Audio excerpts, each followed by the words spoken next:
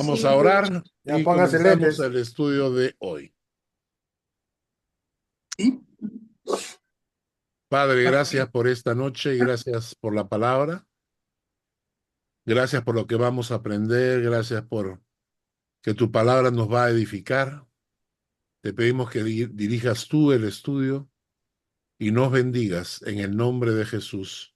Amén. Amén. Bueno, Amén. pues empezamos entonces. Vayan buscando el libro de Isaías, capítulo 53. Isaías, capítulo 53, versículos 4 al 11. Isaías 53, versículos 4 al 11. ¿Qué es lo que hemos visto en las últimas 2 semanas? Esta es la última semana que hablamos sobre la justificación. Próxima semana vamos a tener el tema de redención y salvación. ¿Ya? Redención y salvación. Pero esta es la tercera semana que tocamos el tema de la justificación. Lo que hemos hablado anteriormente es que el autojustificarse es el camino del infierno. El autojustificarse delante de Dios, el tratar de justificarse a sí mismo, el culpar a otros de lo que yo he hecho, de los pecados que he cometido, no nos lleva a vida eterna, nos lleva a condenación, porque cuando muera voy a tener que pagar por mis pecados. Entonces dijimos que Dios en su misericordia ideó un plan alternativo. Es la propiciación. Envió a su Hijo en propiciación, quiere decir en un acto de sacrificio para que Cristo asumiera el castigo que a nosotros nos correspondía. Y al morir en la cruz, entonces, Jesús obtiene el derecho de justificarnos porque ya pagó por nuestra deuda, ¿no? Entonces, si no he sido justificado por Dios en el momento que me encontré con Él, quiere decir que yo tendré que cargar con mi propia culpa y pagar por mis propios pecados a la hora de morir. Por eso es tan importante que una persona esté convencida y segura de que Cristo mora en su corazón y que ha sido justificada por Dios por la obra de Cristo en la cruz. ¿Ok? Esto es importantísimo. Que una persona que no ha sido justificada por Dios por la obra de Cristo en la cruz, simplemente va a tener que pagar por sus pecados a la hora de enfrentar la muerte. Así que y vamos a leer el pasaje de Isaías, capítulo 53, versículos 4 al 11. Mi vida, por favor, léelo. Sí, Y vamos dice, a sí, ver cómo en este pasaje se describe la obra de Cristo en la cruz por nosotros para poder justificarnos delante de los ojos de Dios. Isaías 53, 4 al 11, dice, ciertamente llevó él nuestras enfermedades y sufrió nuestros dolores, y nosotros le tuvimos por azotado, por herido de Dios y abatido. Mas él herido fue por nuestras rebeliones, molido por nuestros pecados. El castigo de nuestra paz fue sobre él, y por su llaga fuimos nosotros curados. Todos nosotros nos descarriamos como ovejas, cada cual se apartó por su camino, mas Jehová cargó en él el pecado de todos nosotros. Angustiado él y afligido, no abrió su boca. Como cordero fue llevado al matadero, y como oveja delante de sus trasquiladores enmudeció y no abrió su boca. Por cárcel y por juicio fue quitado, y su generación, ¿quién la contará? porque fue cortado de la tierra de los vivientes, y por la rebelión de mi pueblo fue herido. Y se dispuso con los impíos su sepultura, mas con los ricos fue en su muerte, aunque nunca hizo maldad, ni hubo engaño en su boca. Con todo eso, Jehová quiso quebrantarlo, sujetándole a padecimiento. Cuando haya puesto su vida en expiación por el pecado, verá linaje, vivirá por largos días, y la voluntad de Jehová será en su mano prosperada. Verá el fruto de la aflicción de su alma, y quedará satisfecho. Por su conocimiento justificará mi siervo justo a muchos, y llevará las iniquidades de ellos. Tengo un amigo que se llama Jorge Walter, fue director de Young Life en Chile por muchos años y ahora vive en Suiza. Él tiene un deseo, un anhelo, un cariño muy especial por los judíos y viaja a Israel continuamente para evangelizar y tomar contacto con las comunidades judías y presentarles el Evangelio de Cristo. Y él me dijo en una conversación que estando en Israel, él había leído este pasaje delante de unos judíos y les había preguntado si alguna vez han escuchado de una persona que haya encajado en esta historia. Y los judíos le dijeron, creo que la única persona que encajaría en este pasaje sería el llamado Jesús por ustedes, ¿no? En este pasaje que acabamos de leer, la repetición del tema, que Él cargó nuestros pecados, es súper importante. Versículo 4, llevó Él nuestras enfermedades, sufrió nuestros dolores, nosotros le tuvimos por azotado, por herido y abatido. Él fue herido por nuestras rebeliones. Fue molido, esa palabra molido, muy fuerte, ¿no? No solamente fue golpeado, sino que literalmente lo molieron. Fue molido por nuestros pecados.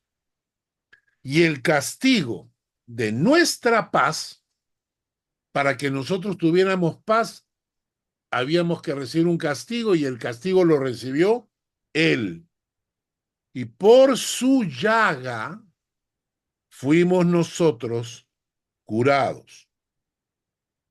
Todos nosotros nos descarriamos como ovejas, cada cual se apartó por su camino, mas Jehová cargó en él el pecado de todos nosotros. Jehová cargó en él el pecado de todos nosotros. Angustiado y afligido, no abrió su boca, y como cordero fue llevado al matadero. Y el versículo 9, se dispuso con los impíos su sepultura, mas con los ricos fue en su muerte, aunque nunca hizo maldad, ni hubo engaño en su boca. Con todo esto, Jehová quiso quebrantarlo, sujetándolo a padecimiento, y cuando haya puesto su vida en expiación por el pecado, cuando él haya puesto su vida en expiación por el pecado, verá linaje, vivirá por largos días, y la voluntad de Jehová será en su mano prosperada. ¿Ok? Ahora, después de haber leído esto, ya saben lo que Cristo estaba haciendo cuando recibía esos latigazos que le estaban destrozando el cuerpo.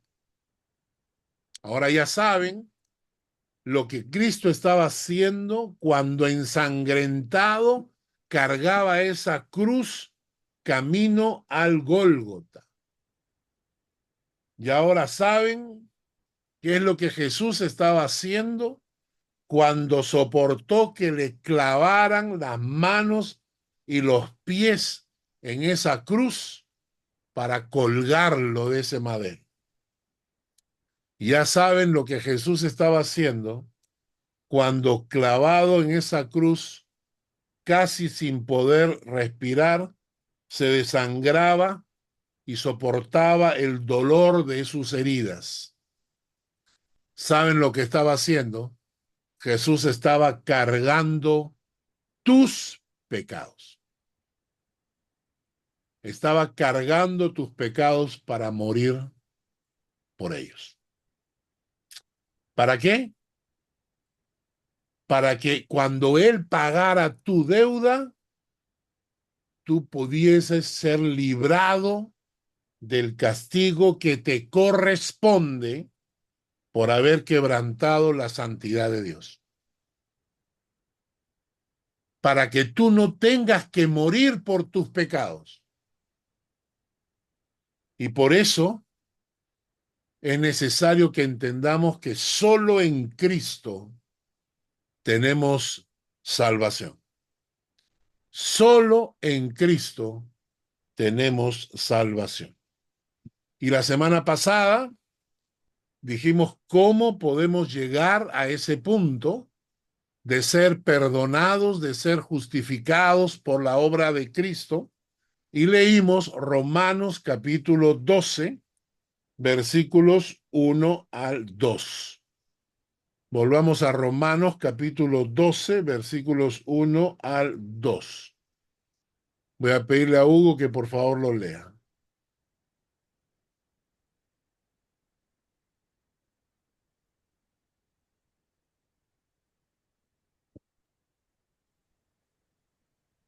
Así que, hermanos, os ruego, por las misericordias de Dios, que presentéis vuestro cuerpo en sacrificio vivo, santo, agradable a Dios, que es vuestro culto racional.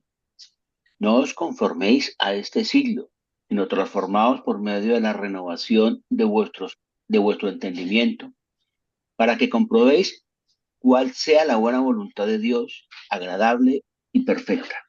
Muy bien.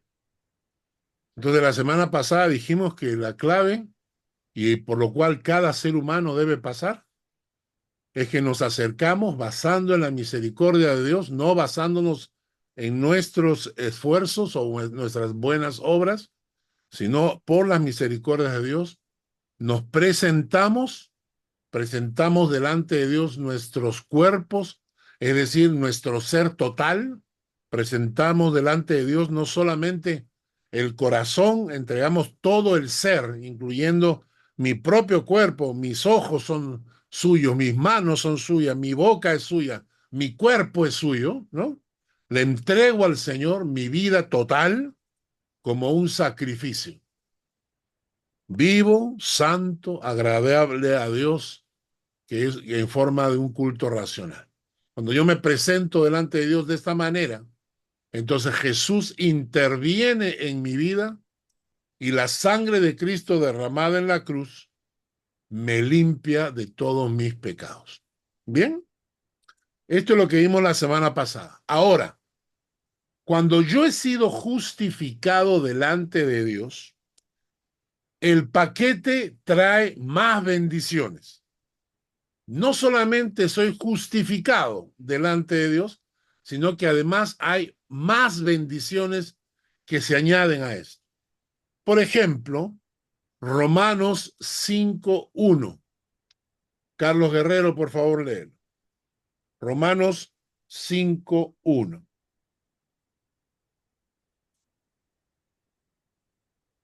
Ok, dice, justificados pues por la fe, tenemos paz para con Dios, por medio de nuestro Señor Jesucristo. Entonces, tomen nota del texto, ¿no?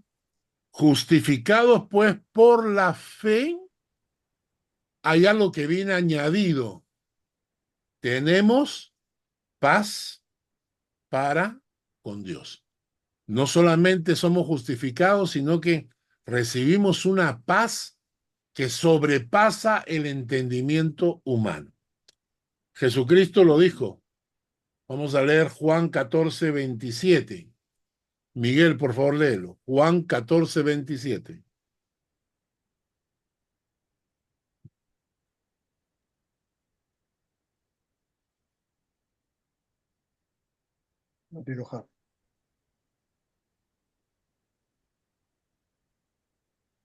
Ya. La paz os dejo, mi paz os doy.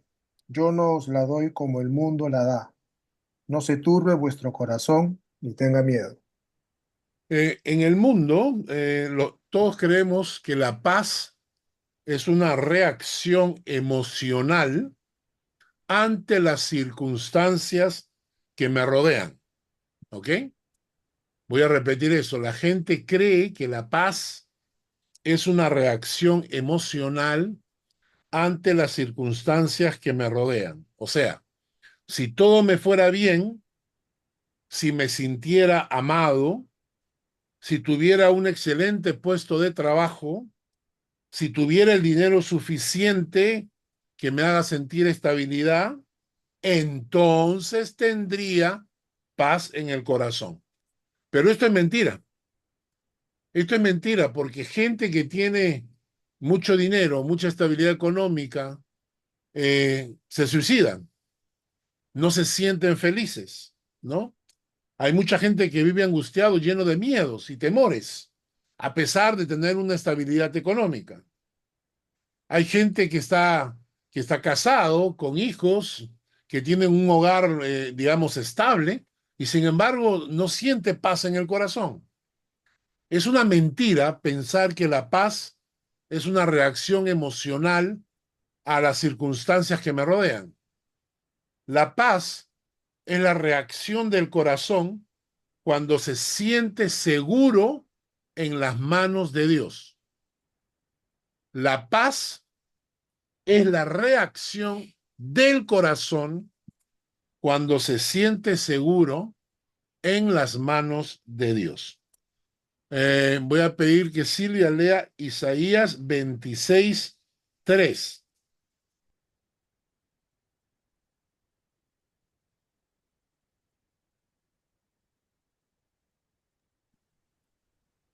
26:3.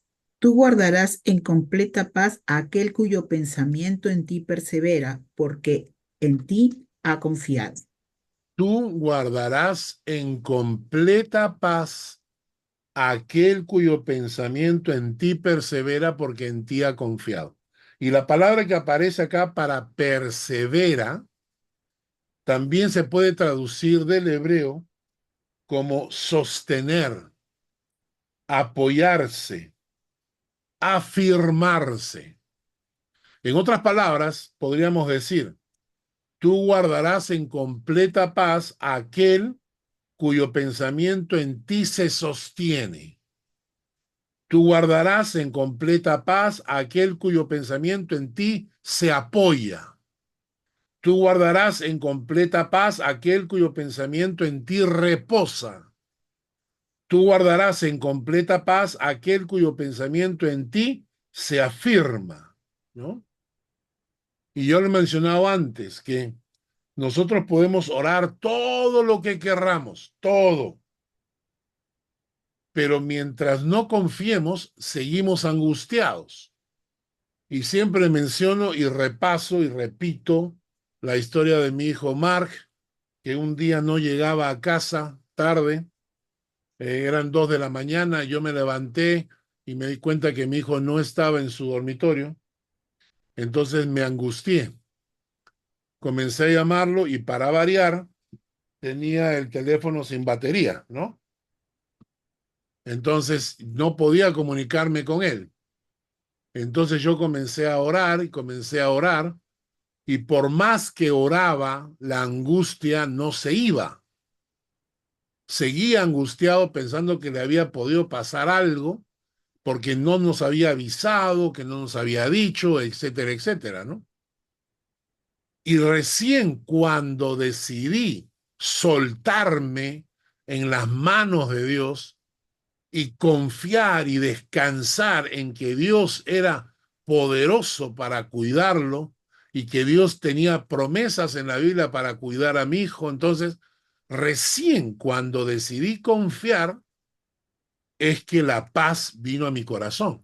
Y esto es importante porque yo puedo orar días completos y mientras no me suelte en las manos de Dios, no tendré paz.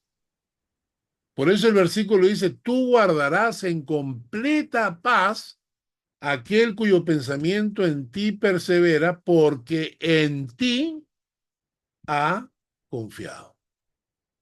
Porque en ti ha confiado. ¿No es cierto? Y entonces, vamos a leer el Salmo 4:8. Mario, por favor, léelo. Salmo 4:8.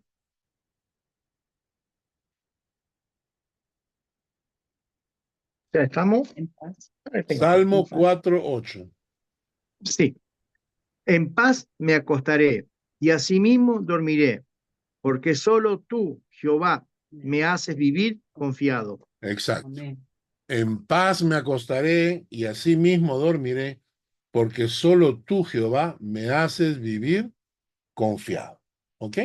Entonces, una de las características de ser justificado es que viene con la paz de Dios a nuestro corazón y para eso debemos confiar. Otra cosa, Romanos 5:9. Romanos 5:9. Delia, por favor, léelo.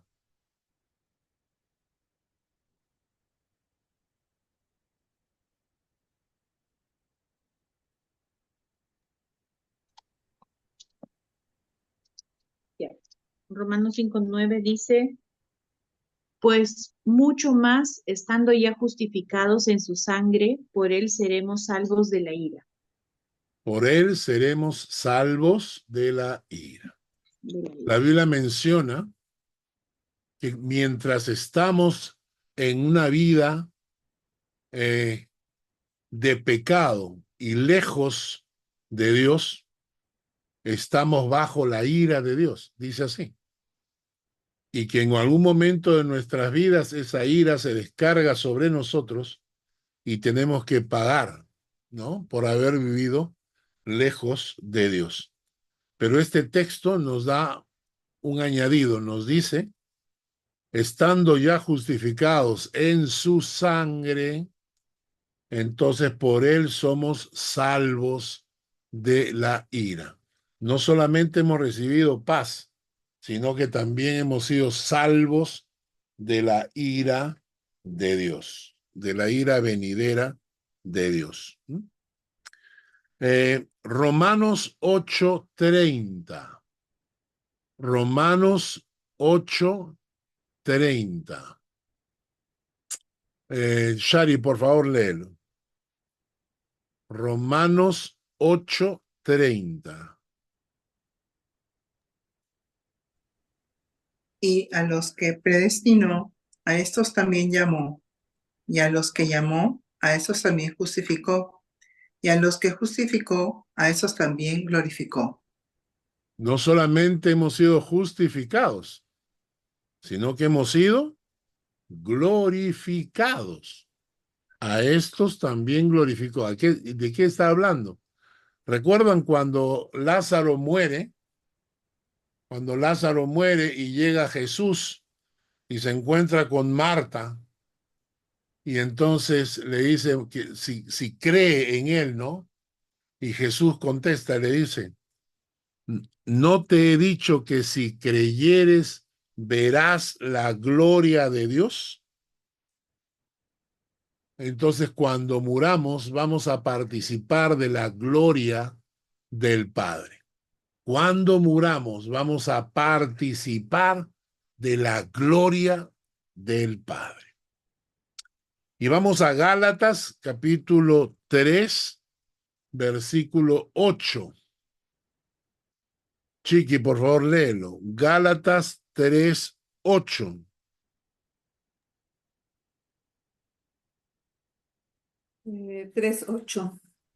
Y de escritura, previendo que Dios había de justificar por la fe a los gentiles, dio de antemano la buena nueva a Abraham, diciendo: en ti serán benditas todas las naciones. ¿Qué quiere decir eso? Que no solamente hemos sido justificados, sino que además participamos de la bendición de Abraham. Además, participamos de la bendición de Abraham. ¿Cuál es la bendición de Abraham?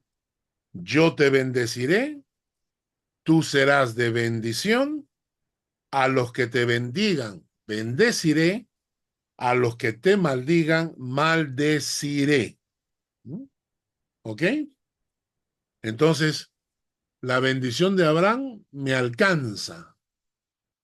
Por eso, yo quiero ser de bendición para la mayor cantidad de personas posibles.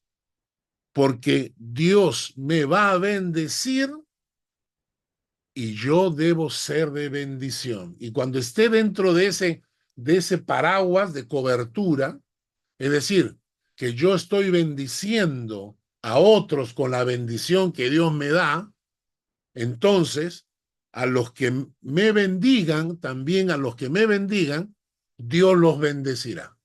Y a los que me maldigan, Dios los maldecirá.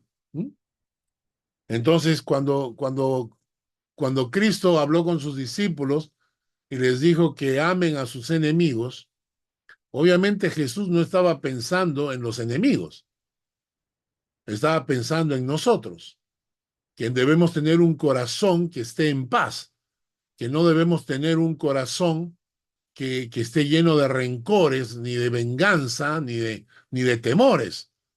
Cuando Dios dice que perdones a tus enemigos, no está pensando en tus enemigos, está pensando en ti. ¿Entienden? Porque a mis enemigos Dios los va a maldecir. Y a mis amigos Dios los va a bendecir. A los que me bendigan, Dios los bendecirá. A los que me maldigan, Dios los maldecirá. Entonces el texto ese de que perdonen a vuestros enemigos, no es que Dios esté pensando en tus enemigos, está pensando en ti.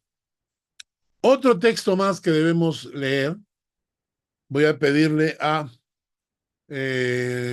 Mónica, lee por favor Gálatas 2:16. Gálatas 2:16.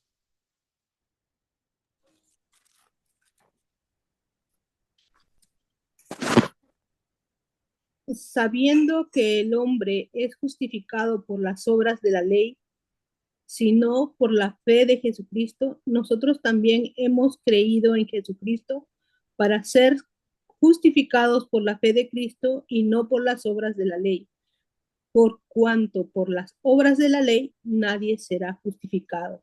Muy bien. Este pasaje va para los cristianos judaizantes que están tan de moda hoy en día. Hay un par de sectas. Tengo un par de amigos que están en España metidos en una secta judaizante. Tengo acá en Basel una pareja de jóvenes que se fue a México de visita y descubrió que sus padres se habían metido en una secta judaizante y regresaron judaizantes. Es decir, que viven su fe como si fueran judíos. Ya no se reúnen los domingos para adorar a Dios, sino los sábados. Quieren celebrar fiestas judías, ¿no? Ya no quieren comer cerdo, es decir, se han pegado a los judíos. Y este pasaje dice, sabiendo que el hombre no es justificado por las obras de la ley. La ley se está refiriendo a la Torá, la enseñanza de Moisés, a los 5 primeros libros de la Biblia. A los 5 primeros libros de la Biblia se le llama la Torá. Entonces el pasaje dice, sabiendo que el hombre no es justificado por las obras de la ley. Entonces yo no voy a ser justificado por celebrar fiestas judías, ni por cantar canciones judías, ni por bailar como judío, ni por llevar el kepí arriba en la cabeza. No voy a ser justificado por las obras de la ley. sino por la fe de Jesucristo. Nosotros también hemos creído en Jesucristo para ser justificados por la fe de Cristo y no por las obras de la ley, por cuanto por las obras de la ley nadie será justificado. Así que cuando ustedes se encuentren con estas iglesias judaizantes que les gusta parecerse a los judíos y entonces ya saben que están enfrentándose al problema de los Gálatas. Los Gálatas fueron los primeros judaizantes contra los que Pablo escribió su carta. La carta de los Gálatas tiene que ver justamente con esta gente. Las iglesias judaizantes no es lo mismo que las iglesias mesiánicas. Las iglesias mesiánicas son iglesias de judíos que se han convertido, que es diferente. Y ellos sí cantan canciones judías y se visten como judíos. ¿Por qué? Porque ellos sí son judíos, ¿no es cierto? Entonces, no van a dejar de ser judíos, sino que cuando se convierten a Jesucristo, comienzan a adorar a Jesús, aunque mantienen su tradición normal. Es como en nuestra iglesia, nosotros hablamos español, cantamos en español, porque la mayoría de nosotros tiene un trasfondo hispano. Entonces no vamos a renunciar a nuestro trasfondo hispano al momento de convertirnos, ¿no es cierto? Seguimos con nuestra cultura hispana, así como los suizos tienen su cultura suiza y los españoles, los argentinos, los italianos, todo el mundo tiene su propia cultura, no renunciamos a eso. Entonces los judíos tampoco. Eso se llaman iglesias mesiánicas. Pero las iglesias judaizantes son un paso de secta. ¿Por qué? Porque quieren seguir siendo justificados por la ley, ¿no? Y nosotros, al ser justificados por Cristo, ya no necesitamos ser justificados por la ley, porque somos justificados por la fe. Perfecto. Siguiente punto del estudio. El siguiente punto del estudio lo sacamos de Corintios, Primera de Corintios, capítulo 1, versículo 30. Primera de Corintios, capítulo 1, versículo 30. Le voy a pedir a Fanny Satruch que lo lea. Primera de Corintios 1:30. Sí, un momento. Primera de Corintios 1:30 dijo, ¿sí? Ah. Ok. Mas por él estáis vosotros en Cristo Jesús, el cual nos ha sido hecho por Dios sabiduría, justificación, santificación y redención. Muy bien. Acá viene un paquete, ¿ya? Acá viene un paquete. No podemos separar una cosa de la otra porque son 4 ingredientes que van juntos. O sea, cuando hablamos de salvación, que lo vamos a hablar la próxima semana, que es salvados de qué, por qué, para qué, cuándo, cómo, dónde. Cuando hablemos de salvación, el paquete de la salvación viene incluyendo 4 ingredientes: sabiduría, justificación, santificación y redención. ¿Ok? Quiere decir que la salvación es como cuando una mujer da a luz cuatrillizos. Van juntos, ¿ya? Van juntos, van de la mano. Vamos a empezar por analizar cada una de ellas. Primero, sabiduría. Esto es interesante. Primera de Corintios, capítulo 1, versículos 22 al 25. Jackie Moreno, por favor, léelo. Sabiduría. 1, Primera de Corintios 1, versículos 22 al 25. Ya, dice, porque los judíos piden señales y los griegos buscan sabiduría, pero nosotros predicamos a Cristo crucificado. Para los judíos ciertamente tropezadero y para los gentiles locura, mas para los llamados, así judíos como griegos, Cristo, poder de Dios y sabiduría de Dios. Porque lo insensato de Dios es más sabio que los hombres, y lo débil de Dios es más fuerte que los hombres. Perfecto. Este pasaje nos habla acerca de los judíos y de los griegos. Los judíos pedían señales, querían milagros. Aunque tuvieron los milagros delante de sus ojos, no quisieron creer, porque los milagros no convencen a nadie si tu corazón está cerrado. Si tu corazón está cerrado, por más que veas el milagro, darás alguna explicación, ¿no? No, seguro que pues esto, que pasó lo otro, ¿no es cierto? Entonces le buscas una explicación. Los judíos pedían señales y los gentiles lo que buscaban era una discusión intelectual. Ellos querían discusiones teológicas intelectuales. ¿Cuántos ángeles caben en la punta de una aguja? ¿No? ¿Hasta dónde hay que lavarse las manos? ¿Hasta la muñeca, hasta el codo? ¿Hasta dónde hay que lavarse las manos? O sea, lo que ellos querían eran discutir teológicamente conceptos abstractos que no sirven para nada. ¿Ya? Y entonces Pablo les contesta y les dice, versículo 24, 23, pero nosotros le predicamos a Cristo crucificado. Para los judíos, ciertamente tropezadero, claro, porque ellos lo mataron. Entonces es una piedra de tropiezo predicarles a Cristo crucificado porque ellos habían sido culpables de la muerte de Cristo. Y para los gentiles era una locura pensar que Cristo había resucitado. Era una locura, ¿no? Entonces dice en versículo 24, mas para los llamados, así judíos como griegos, Cristo es poder de Dios y sabiduría de Dios. Poder de Dios y sabiduría de Dios. Pero la diferencia entre la discusión intelectual, la sabiduría del mundo, frente a la sabiduría de Dios, es que Dios te abre los ojos a las verdades del cielo. Y esto es importante.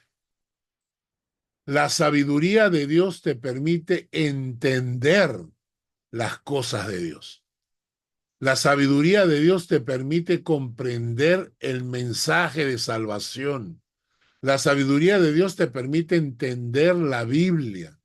La sabiduría de Dios te permite actuar conforme a la voluntad de Dios. Porque la sabiduría de Dios que desciende de lo alto es primeramente pura, después amable, benigna, llena de buenos frutos, llena de misericordia. Es decir, que la sabiduría de Dios te permite actuar con sabiduría y no con necedad. Entonces, la primera cosa que viene acompañando la justificación es la sabiduría de Dios. Dios no solo me ha justificado, sino que me ha dado su sabiduría para poder entender las cosas que son de Dios. Así que cuando pienses en esto, y no solamente he sido justificado, también tengo la sabiduría de Dios. Segundo, la justificación, que ya lo hemos visto, estas tres últimas clases. Tercero, la tercera cosa que acompaña la justificación es la redención. El pasaje dice, sabiduría, justificación, redención, y eso lo vamos a ver al detalle la próxima semana. como ustedes ya saben, en Romanos 3:24, vamos a ver, vamos a pedir Romanos 3:24. Liliana, ¿puedes leerlo, prima, nena? Sí, Muy bien. Romanos 3:24. Dice, siendo justificados gratuitamente por su gracia mediante la redención que es en Cristo Jesús. Correcto. Somos justificados gratuitamente por su gracia mediante la redención que es en Cristo Jesús. Ya como ustedes saben, y lo voy a explicar después, redención significa que alguien paga un precio para rescatarme de la esclavitud. Y el precio que Cristo pagó fue su sangre. Entonces Cristo me compró. Con su sangre me compró. Significa que he sido redimido. Y cuando yo compro algo, ¿de quién es? Mío. ¿Cierto? Mío. Si yo compro algo, es mío. Y si Jesús me compró, soy suyo. Él me compró con su sangre. Por tanto, yo tengo un dueño. Tengo un dueño, mi vida le pertenece a Dios. Y esto tiene que afianzarse duramente en nuestro corazón para que entendamos el lugar que nos corresponde en nuestra relación con Cristo. Y aquí hay que ser duro, duro y duro. Yo tengo dueño porque he sido comprado por precio de sangre. Mi dueño se llama Jesús. Y si alguno de los que está escuchando en este momento dice, no, yo no tengo dueño, yo soy dueño de mí mismo, me parece muy bien. Si tú no tienes redentor, tampoco tienes salvador. ¿Entiendes? Si tú no tienes redentor, si tú no tienes dueño, quiere decir que tampoco tienes salvador. Y esto es importante para nuestra relación con el Señor. Hay muchísima gente cristiana que asiste a la iglesia y que se comportan como si fueran dueños de sí mismos. No se ve en ellos una actitud de reconocer a Dios y a Jesús como su Señor. No. Hay una actitud de rebeldía, hay una actitud de vivir una vida cristiana superficial, barata. Ellos son los dueños. Ellos hacen lo que les da la gana en la obediencia a la palabra. Ellos cumplen lo que les interesa de la palabra. Y eso de ahí significa que no tienen redentor. Y si no tienen redentor, tampoco tienen salvador. Porque el redentor me compró. Si no me hubiera comprado, sigo perteneciendo a mi antiguo propietario. Y mi antiguo propietario, como lo dijo Jesús, vosotros sois de vuestro padre el diablo. Y esto es importante, porque los cristianos deben entender que nosotros hemos sido comprados con la sangre de Cristo y que estamos para servir y honrar a nuestro Dios, ¿no? A mí me molesta muchísimo cuando veo dentro de la iglesia a esos cristianos que viven la vida así, ¿no? Al buen canto. Es decir, ellos establecen sus reglas en la fe, ellos establecen su forma de vivir la fe. Ellos cuando quieren leer la Biblia, cuando quieren orar, si quieren asistir a la iglesia. O sea, eso de ahí, por ejemplo, no va. No va. Si yo tengo redentor, tengo dueño. Y cuando tengo dueño, le sirvo, le obedezco, le ofrezco mi corazón, le ofrezco mi adoración. Esto es importante para los que acaban de escuchar esto. Entonces, lo vamos a ver con más detalle la próxima semana. Y por último, la cuarta cosa que viene acompañando la justificación. Hemos dicho sabiduría, justificación, redención. Y la cuarta cosa que acompaña la justificación es la santificación. ¿Alguna vez han escuchado a esa gente que dice, ¿qué cosa? ¿Recibo a Cristo y me voy al cielo? ¿Ya así de fácil? ¿Y puedo vivir mi vida como me da la gana? No, porque recibir a Cristo es solamente un paso del corazón. Pero cuando hay una entrega real, una entrega verdadera, viene acompañado de santificación. El cristiano que vive su vida de espaldas a Dios, desobedeciendo la palabra de Dios, y no se le mueve un pelo de la conciencia, es hijo del diablo, no es hijo de Dios. Porque Dios es 3 veces santo. ¿Mm? Entonces la sabiduría de Dios me lleva a la justificación a la redención y la redención a la santificación. Vamos a pedir que Lourdes Oquendo, ¿estás conectada? ¿Puedes leer? Sí, puedo. Primera de Corintios 6:11. Primera de Corintios 6:11. 11. Y esto erais algunos, mas ya habéis sido lavados, ya habéis sido santificados, ya habéis sido justificados en el nombre del Señor Jesús y por el Espíritu de nuestro Dios. ¿Notan ustedes la justificación relacionada con la santificación? Ya habéis sido santificados, ya habéis sido justificados. ¿Ah? Ahora, lo que debemos entender es la palabra santificación. La palabra santificación significa apartado para Dios. La palabra santificar significa apartado, separado para Dios. En el momento en que fui comprado a precio de sangre, en ese momento fui separado para honrar, adorar y servir al Dios eterno.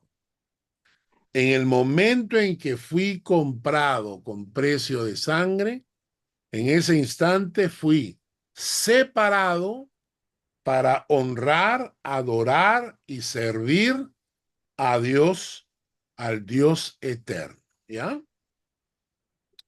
Quiere decir, lo mismo, por ejemplo, cuando separas dinero para pagar una cuenta. O sea, tienes una cuenta a fin de mes y necesitas dinero para pagar esa cuenta. Entonces, de tu dinero separas el dinero para pagar la cuenta. En términos reales, eso es santificar, es decir, separar algo es santificar cuando es para Dios. Santificar significa separar algo para Dios. ¿Ya? Cuando separas tu tiempo para tus vacaciones, es decir, marcas tus vacaciones y dices, ese tiempo no lo uso para nada, sino es para mis vacaciones, ¿no? O separas la ropa para usarla en el trabajo mañana. Entonces, santificar significa que hemos sido separados para Dios. Y tomen nota de esto, ¿eh? Tomen nota porque la palabra dice que el día del Señor, que es uno de los 10 mandamientos, o sea, no es el mandamiento 328, no es el mandamiento 415, es uno de los 10 mandamientos básicos, dice que debemos santificar el día del Señor. Quiere decir que el día que nosotros honramos, que es el domingo, porque ese día resucitó Cristo, ese día tiene que ser santificado, separado para honrar, para adorar y para servir al Señor. ¿Ah? ¿Toman nota? El domingo no es para escuchar una prédica por internet. Esto es para los que están acá, los que están lejos no les queda otra, ¿no? Pero para los que están lejos, ustedes tienen que asistir a una iglesia y congregarse en una iglesia. Pero no es, o sea, hay mucha gente que me dice, no, es que yo escuché la prédica por internet. ¿Y qué? Eso no significa que ha separado el domingo para el Señor. Porque si yo hago 50,000 cosas, pero escucho la prédica, no he separado el domingo para el Señor, lo he separado para las cosas que estoy haciendo. Entonces es importante. Santificar significa separado para Dios. Mis ofrendas tienen que ser santificadas para que Dios las reciba con agrado y no como las ofrendas de Caín. Que Caín le dio al Señor lo que le sobró y si no le sobró no le daba nada. Las ofrendas tienen que ser santificadas. ¿Qué significa? Separadas para el Señor. Cuando yo recibo de lo que gano, yo separo para el Señor. Entonces mi ofrenda es santificada. Si yo llego a la iglesia y solamente doy las moneditas que tengo en el bolsillo, no estoy santificando nada. Le estoy dando al Señor lo que me sobra. Entonces, la justificación viene acompañado de santificación. Viene acompañado de una vida que busca honrar a Dios, adorar a Dios y servir a Dios, ¿no? Hace un tiempo atrás en la iglesia les decía que eso se llama el camino de santidad. El camino de santidad es muy simple. Y tomen nota de esto, los de la iglesia ya lo han visto antes. La Biblia menciona el camino de santidad. Y el camino de santidad es simple. Vivir una vida que honra a Dios en todo acto. Una vida que adora a Dios en cada instante y una vida que sirve a Dios en toda forma posible. Ahora, terminando el estudio, les voy a mandar el cuadrito que presenté para la iglesia. Es una vida que honra a Dios en todo acto, una vida que adora a Dios en cada instante y una vida que sirve a Dios en toda forma posible. Ese es el camino de santidad. No significa que seamos perfectos, que no cometamos errores, no significa eso. Significa que aún en medio de mis errores, yo quiero honrar a Dios con cada acto que haga. Honrar a Dios con cada acto que haga. Cuando me toca dirigir un culto, cuando me toca limpiar un baño, cuando me toca preparar un plato de comida, quiero honrar a Dios. Cada acto que yo cometa debe ser un acto de honra a Dios. Le contaba a Miguel hoy en la mañana que hace un tiempo atrás en la iglesia yo hice una barbaridad. Y lo confieso y después tuve que pedirle perdón al Señor porque me pareció que fue una barbaridad lo que hice. ¿Y qué fue lo que hice? Estábamos en el culto y entonces le digo a la gente, bueno, vamos a ofrendar al Señor. Así que saquen su ofrenda y agarren en la mano. Tomen su ofrenda en la mano. Cierren la mano para que nadie vea cuánto hay en su mano. Simplemente cierre, ponga la ofrenda en su mano y cierre la mano. Y entonces todo el mundo agarró, pues sacó su ofrenda y cerró la mano. Le dije, ahora levanten la mano. Muy bien. Vamos a orar. Señor, lo que tengo en mi mano representa la honra que le doy a tu nombre. Y las caras de la gente, Dios. Y yo veía cómo la gente bajaban la mano, metían la mano en la cartera. ¿Por qué? Porque obviamente estaban deshonrando a Dios con su ofrenda. Cuando me siento a escuchar una prédica, tengo que honrar a Dios con mis oídos. Cuando sirvo al Señor de alguna manera, tengo que honrarlo. Ese es el camino de santidad. Honrar a Dios en cada cosa que hagas.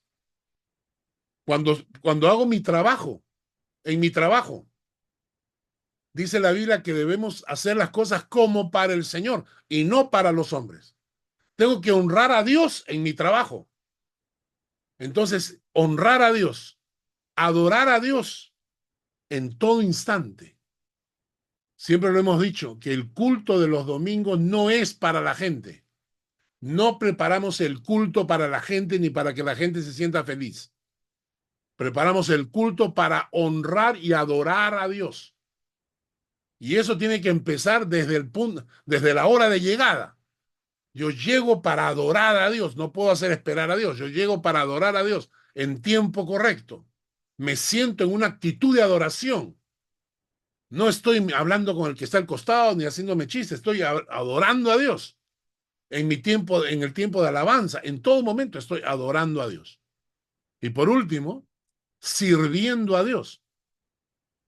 Hay muchos creyentes que son apéndices, ¿ah?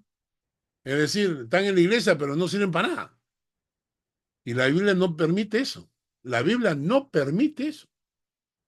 La Biblia dice que estamos para servir a nuestro Dios en lo que podamos, utilizando nuestros talentos, nuestras capacidades. Si cantas, canta. Si tocas instrumentos, toca instrumentos. Si sabes cocinar, cocina. Si sabes pintar paredes, pinta. Si sabes limpiar, limpia. Pero no podemos estar en la iglesia siendo simplemente consumidores, ¿no? Gente que absorbe, ¿no? que está sacando algo de la iglesia, pero no está dando nada al Señor. Eso es el camino de santidad, santificados. Vamos a leer algunos versículos. Primera de Corintios, capítulo 6, versículo 20.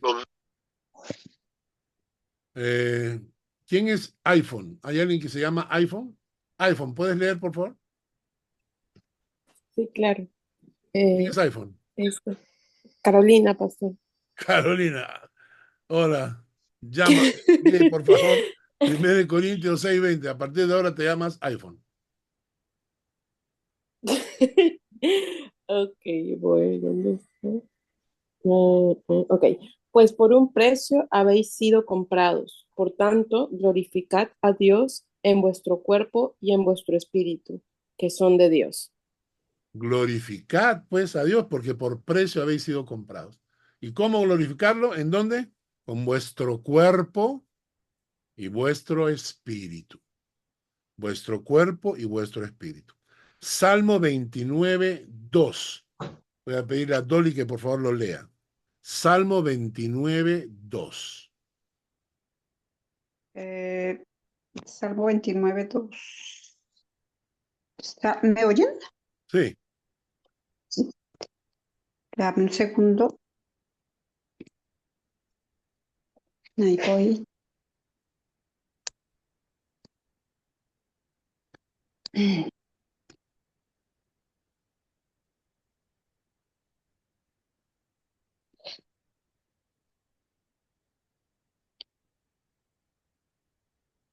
$29.2. Dad a Yahvé la gloria debida a su nombre.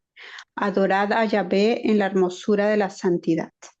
Es interesante, ¿no? Dice adorad a Jehová en la hermosura de la santidad. Qué bonito. Adorad a Jehová en la hermosura de la santidad. Tania, ¿puedes leer? Para que leas Hebreos 12:14. No puedo leer, Carlos. Ok. Entonces voy a pedir a mi esposa que lea Hebreos 12:14. Abro el micrófono. Busco Hebreos.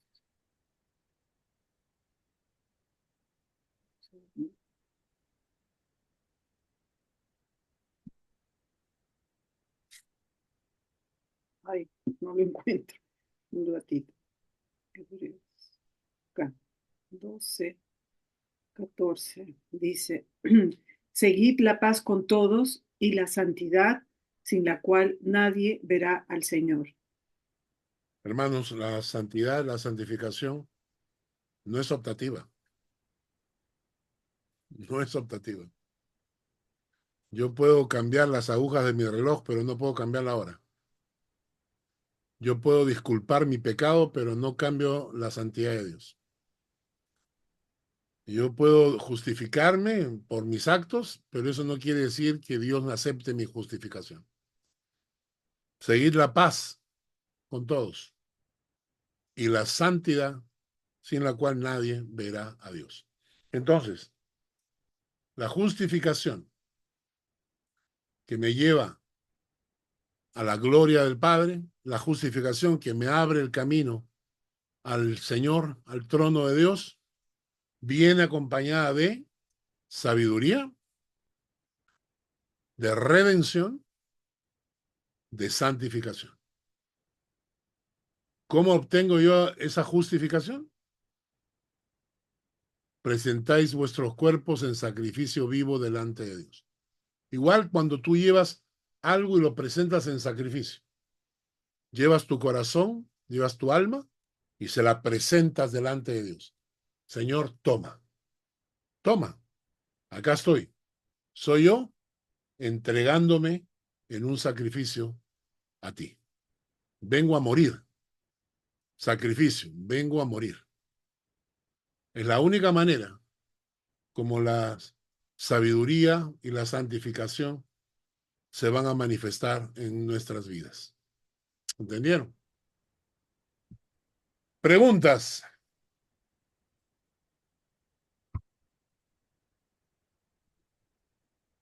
¿Nada? Entonces, en resumen, son 4: sacrificio, sabiduría, redención y santificación. Son sabiduría, justificación, redención y santificación. Justificación. Sabiduría, justificación, redención, santificación. Son los 4. ¿Ya? Ora, Muy bien. io tengo una domanda yo, ¿Sí? que antes hemos leído Romanos 8:30, que dice, y a los que predestinó, a esto también llamó, y a los que llamó, a esto también justificó, y a los que justificó, a esto también glorificó. Sí. Así que por ser justificados y glorificados, tenemos que ser predestinados también. Sí. Pero ¿cómo se queda esto con el libre arbitrio? Porque si por ejemplo, uno tiene que ser predestinado. Sí. Así que si tú eres predestinado, puedes actuar mal y ser también justificado y glorificado. Sembra una contradicción. Claro. Puede ser, pero Sí. Lo que hay que entender en la predestinación es un tema completo, ¿no? La predestinación tiene 2 enfoques, ¿ya? Muchos piensan que la predestinación se basa en un acto soberano de Dios que elige al que quiere elegir y no elige al que no quiere. Pero eso suena feo, porque ¿cómo va a ser que Dios elija a unos y no elija a los otros, ¿no? La Biblia dice que Dios quiere que todos los hombres sean salvos. Entonces, no podemos creer que Dios nos ha predestinado por soberanía, es decir, por obligación, ¿no es cierto? Entonces, la segunda posición es que hemos sido predestinados o preelegidos basado en su preconocimiento. ¿Qué significa eso? Que Dios sabe quiénes lo van a elegir. Y como Dios sabe quiénes lo van a elegir usando su libre albedrío, entonces Dios los elige de antemano. Para explicarlo mejor, imagínate que estamos viendo un partido de fútbol y yo veo el partido de fútbol con anticipación. Yo lo veo un día antes, ¿ya?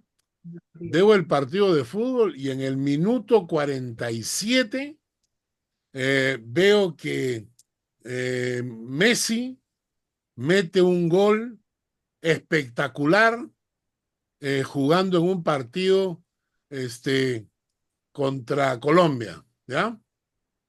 Entonces, ya se me van a picar si digo con otro país, ¿no?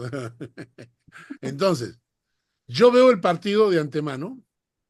En el momento en que Messi mete el gol, Messi usó su libre albedrío, ¿no es cierto? Messi estaba jugando en la cancha y él usa su libre albedrío, decide, voltea a la izquierda, patea, mete gol. ¿De acuerdo? Al día siguiente, yo veo el partido contigo, Rocco. Y estamos viendo el partido, tú no lo has visto, tú lo estás viendo por primera vez, yo ya lo vi, ¿no? Entonces, estamos jugando contigo el partido y yo te digo, Rocco, en el minuto 47 Messi va a meter un gol y va a voltear hacia la izquierda, va a patear con la zurda, va a meter un gol. Y entonces llega el minuto 47 y cuando esto ocurre, tú me dices, ¿pero cómo sabías? ¿Lo obligaste a Messi a hacer esa jugada? No. Cuando Messi la hizo, usó su libre albedrío. Pero como yo lo he visto, yo veo el partido en diferido, puedo decirte lo que él va a hacer. Entonces, en el momento en cuando yo miro hacia el pasado, Dios mira y Él sabe lo que vamos a hacer. Y por eso nos elige, porque sabe que lo vamos a elegir. Por ejemplo, tú elegiste a Fiorella para casarte, pero no podrías haberla elegido si es que Fiorella no te hubiese elegido a ti también. Entonces hay una mutua elección. Entonces, el término que aparece ahí como predestinado significa que Dios en su sabiduría elige de antemano a los que Él sabe que lo van a escoger. Y por eso es que viene acompañado de justificación, de redención, de salvación, de santificación y todo eso. ¿Me dejé Pero, explicar? sí, pero tengo otra pregunta. Si es así, que Dios sabe todo, es como si Dios pues, fuese ya en el futuro y regresó básicamente. Sí. No tiene el poder de cambiar esto. Cioè, si Dios quisiera que Messi no hiciera un gol, Sí. En realidad la Biblia dice, como, claro, ahí entramos en el tema de que Dios puede obligarnos, ¿no? Pero ¿hasta qué punto nos obliga?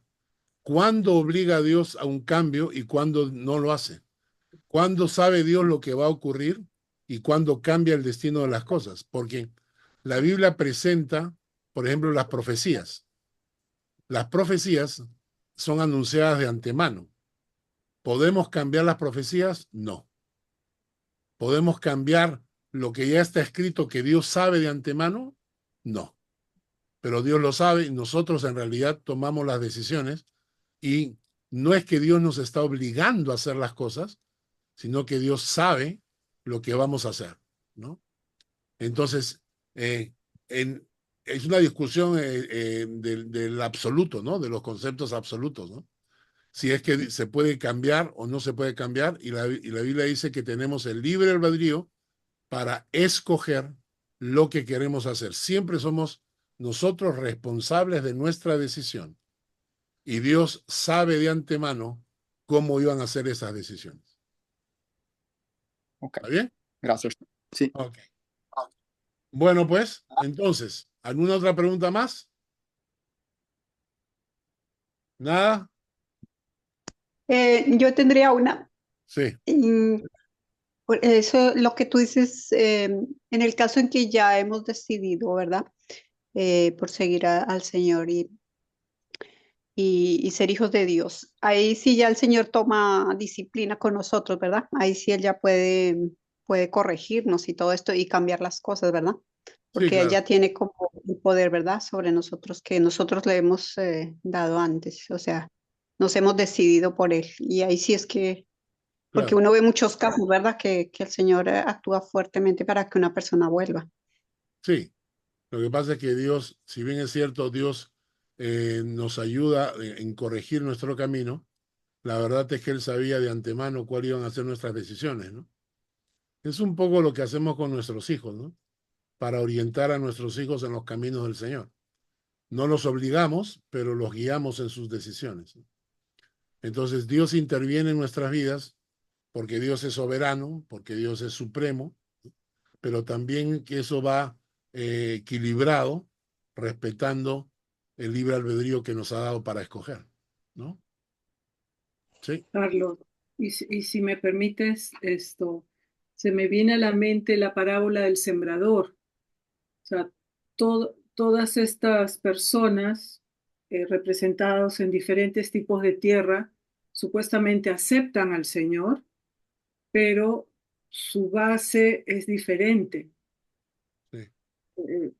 No sé si me explico. Sí. Hay gente que acepta al Señor, pero las cosas del mundo hacen que después de 1 o 2 años te pierdan y se alejan. Sí. O por un pequeño sufrimiento, o sea, las 5, no sé si son 5, no sé cuántas son, hace que supuestamente todos aceptan la palabra, pero por diferentes causas pueden alejarse de Dios. Claro, Se puede aplicar, el pasaje de la parábola del sembrador habla de los corazones de la gente, ¿no?